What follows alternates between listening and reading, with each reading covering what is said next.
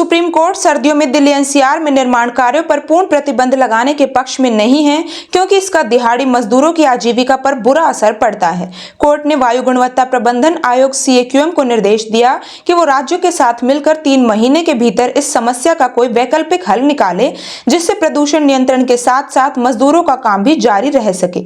कई श्रमिकों को मुआवजा नहीं मिल रहा। सुप्रीम कोर्ट मुख्य न्यायाधीश सीजेआई बीआर गवई और जस्टिस के विनोद चंद्रन की पीठ ने सीएक्यूएम को निर्देश दिया कि वो सर्दियों के मौसम में निर्माण कार्यों पर पूरी तरह से प्रतिबंध लगाने के संभावित विकल्प का पता लगाने के लिए सभी संबंधित हितधारकों के साथ विचार विमर्श करे।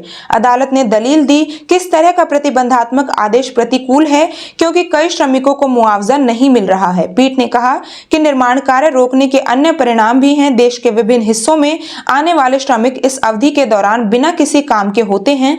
जहां तक उक्त श्रमिकों को दिए जाने वाले मुआवजे का सवाल है, इस अदालत के समक्ष कई आवेदन दायर किए गए हैं, जिनमें आरोप लगाया गया है कि मुआवजे का उचित भुगतान नहीं किया गया है।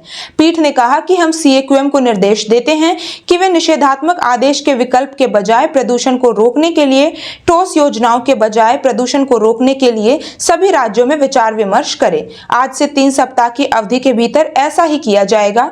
दरअसल पिछले कुछ सालों में सुप्रीम कोर्ट सीएक्यूएम ने वायु प्रदूषण से निपटने के लिए दिल्ली एनसीआर में अपने graded response action plan grab उपायों के एक भाग के रूप में सर्दियों के मौसम में निर्माण और तोड़फोड़ गतिविधियों पर प्रतिबंध लगा दिया था। फरवरी में जस्टिस अभय ओक और जस्टिस उज्जवल भुइयां की पीठ ने निर्देश दिया कि एनसीआर राज्यों की गतिविधियों के बंद होने से प्रभावित निर्माण श्रमिकों को मुआवजा देना चाहिए।